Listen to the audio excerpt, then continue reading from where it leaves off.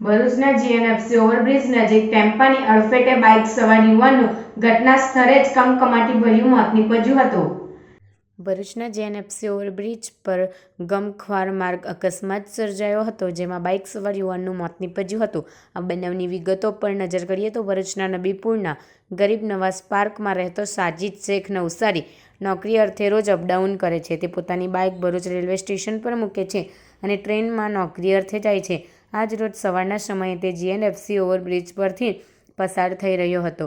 તે દરમિયાન over speed જતા ટેમ્પાના ચાલકે બાઇકને ટક્કર મારી હતી, જેમાં યુવાન માર્ગ પર પટકાયો હતો અને ટેમ્પાના ટોટિક પૈડા તેના પર ફરી વળતા ગંભીર ઈજાના પગલે તેનું ઘટના સ્થળે જ કમકમાટી ભર્યું મોત નીપજ્યું હતું।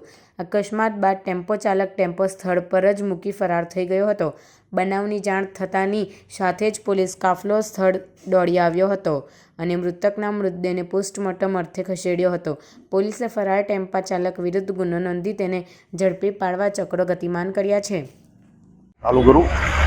આજે તારીખ છે 5 જુલાઈ 2024 સવારના રોજ આ નર્મદા ચોકડી પાસે આ જીએમસી પાસે જે બ્રિજ છે, આ ટ્રક વાળાએ પૂરપાડ ઝડપે આવીને આ જે મરનાર વ્યક્તિ છે, જે મારો સાળો છે સાજિદ જિયાઉદ્દીન શેખ, જે નબીપુર રહે છે, ડેલી અપડાઉન કરે છે રેલવે સ્ટેશન જઈ અને ત્યાંથી ટ્રેનમાં, એને આટલા દૂરથી ઘસેટી એનું માથું ભેજું બધું બાળ કરી દીધું છે અને એની જગ્યા પર જ મૃત્યુ થઈ ગયું છે। આનો 2 વર્ષનો છોકરો છે।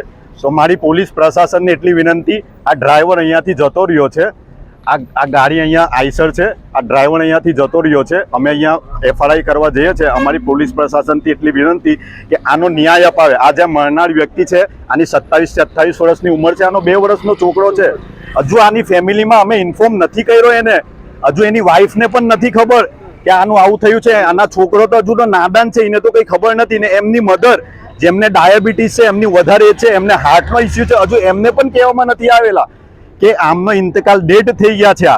તો આ મારી એટલી અરજ છે કે આ બને તેવી કાર્યવાહી કરી આમના ઉપર અને આને ન્યાય અપાવો।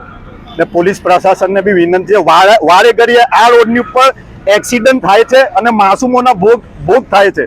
અમને અત્યારે અમે એવી પોઝિશનમાં છે કે અમને કંઈ સમજ નથી પડી। આ મારો સાળો છે, મારી વાઈફ ત્યાં બેઠી છે, એને પણ કંઈ સમજ પડી નથી રહેલી। એટલે મારી ભરૂચ પોલીસ પ્રશાસનથી વિનંતી છે કે આ ટ્રકવાળાને આનો કંઈ નિકાલ લાવે અને કંઈ નથી બોલાતું।